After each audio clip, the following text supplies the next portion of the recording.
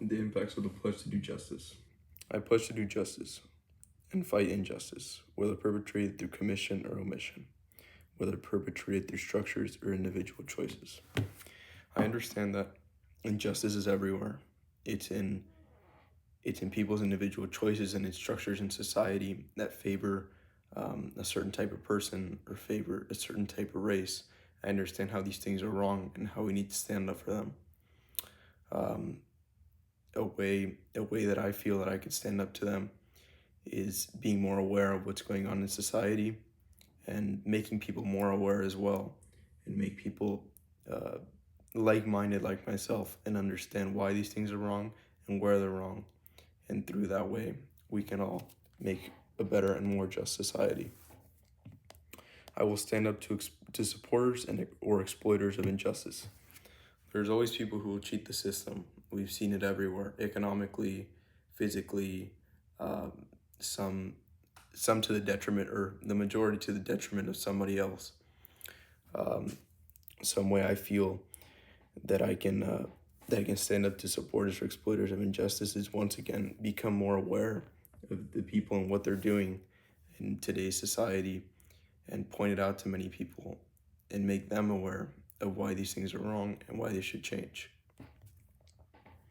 I will not tolerate the apathy I see in accessories through complicity or indifference. Unfortunately, with huge issues like abortion, most specifically abortion, people just don't care. People just say, whatever. Why should I care? Why should I not care to get an abortion? That's totally wrong thinking. As citizens, we're called to be or we're called to vote, and which calls us to be informed and to realize why it's important, uh, why it's important to know what these issues mean and why they're important, uh, and how they will affect us, obviously.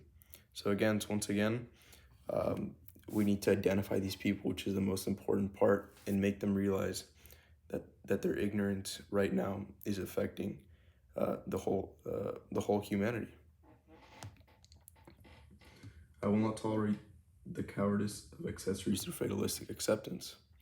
Those who suffer a fatalistic acceptance are those who just say, "Ah, the world's gonna burn down someday, so why do I care?" It's those people who you tell them uh, who you tell them to be green, and they just say, "Ah, well, global warming is already gonna happen, so why do I care?" That's totally wrong thinking, because every single day that goes by, the situation is only gonna get worse and worse. And every single person, no matter how big or how small, you all can have a very positive and negative impact on the world. So it is crucial to start now, to understand what you can do, what you can do, and how it'll affect the world. A very simply a very simple example is somebody that'll say, uh, "I don't believe in global warming. The planet is fine," so they won't recycle, or they won't take appropriate steps to dispose of their trash well. They'll throw their trash in the ocean, etc., etc., etc. So it's to make them realize why they're thinking it's incorrect, and make them aware of of uh, why their closed barrier mindset is affecting the whole world. I will not tolerate the ignorance of accessories who consecrate the status quo. Those who break the status quo and those who believe that they're above society are ultimately hurting us all. We must realize who these people are and what they're doing, and we must continue, and we must hopefully, as a community, identify these people and make them realize that they're affecting that they're not they're affecting more than just themselves, and how the negative impact they're having on everybody is, which is important to realize. I will check my blind spots to remember those who are different from me. Um, where I understand, and now I come to realize from this class that everybody is not as privileged as I am. I need to understand that people come from different places, people come from different backgrounds, people who have been discriminated, those who have been held up in society, those who have been um, brought down. I need to understand that not everybody has the same political and ideological views as I do, I need to be apathetic or sympathetic with them, and understand where their views come from, and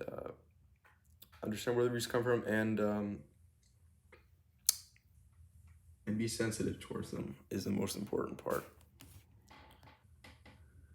I will defend the Imago Dei in every human and work to live in communion with them. Everyone is made in the image of God. If you reject that, then you're being ignorant towards the gospel, and you're being ignorant towards God. We're all bestowed with qualities of God, or God-like qualities, as he said. We are built in the image of him. We must understand our role in the world. We must understand why we're here. And we must be respectful towards ourselves and others, and always be aware of other people in society. I will participate in community life at all levels with a spirit of self-sacrifice. Jesus Christ was the best example of this. Obviously, he was the most he sacrificed his own life for us. It is important to always go in and help and be generous with your time. I think the best way we can display our gratitude or our thankfulness for anyone is with our time. We can do this through participating at our church, at our parish, doing daycare, or being with the kids during mass, trying to most simply educate them in the way that Jesus and God have taught us. For every individual right that I defend, I will proclaim a corresponding individual responsibility. I understand that it's nearly impossible, it is totally impossible for one person to cover every single injustice in the world.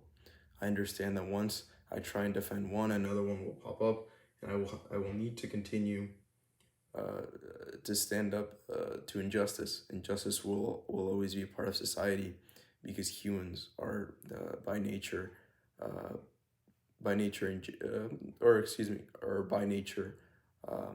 not unjust, but imperfect is what I'm trying to say. With imperfectness, there will always be issues in society, and we need to be aware of these things.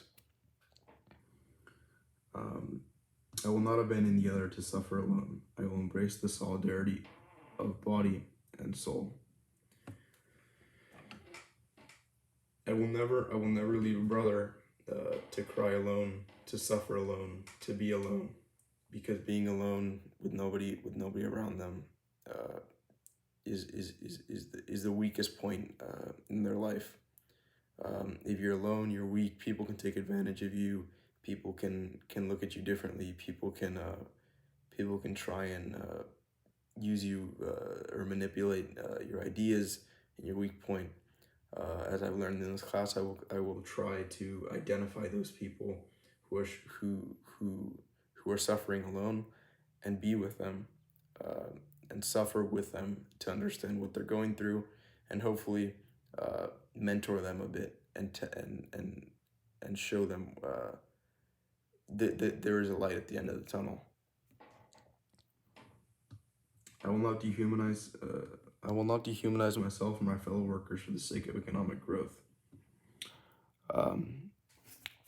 Money is the root of all evil. I think that's made very prevalent in the Bible. It's repeated several times, and I do understand the power, but the detrimental effect that money can have on people in today's society. Unfortunately, greediness greediness is very present in many people in today's society. So I feel I will strive to do my best by being just in the workplace, being just with my workers, being just with my peers, and ultimately just treat them as I would like to be treated. I think the golden rule is a very simple way that we can express this. I will approach God's creation as its caretaker. We're all called to be stewards of the world. Quite simply, the world is our temporary home that God has placed here for us. I understand that people mistreat it. People don't always care for it as they should, and due to this, there's been massive pollution in the ocean. The the garbage patch that I wrote in one of my that I spoke about in one of my videos. That's 2 times the size of Texas. Um, Global warming is also a huge issue. Once the temperatures continue to go up, the acidification of the ocean, the the the the extinction of wildlife. So we need to be very much aware of what we're doing and how, uh, and as we decide to conduct one action, the negative reaction that will occur from this, as there is to everything. In working for a more just world, I will call upon the appropriate level of authority to take action on the given matter. The government is not always the level of authority that we need to go through to smaller issues. We must understand that certain issues we can handle ourselves, certain issues our parents need to handle, some the state, some the federal government. There's a variety of issues that we need to address, but not always involve the highest level necessary. I remember Mr. Jesuak telling us that it's the that it's not it's the highest level necessary, lowest level possible. I believe is what Mr. Jesuak said, and it's always to be aware and be independent of the things that we're doing. In all this, I acknowledge Christ as my model, a suffering servant whose personal sacrifice was necessary to bring about peace and justice. Once again, Jesus Christ, our Savior, died for us on the cross.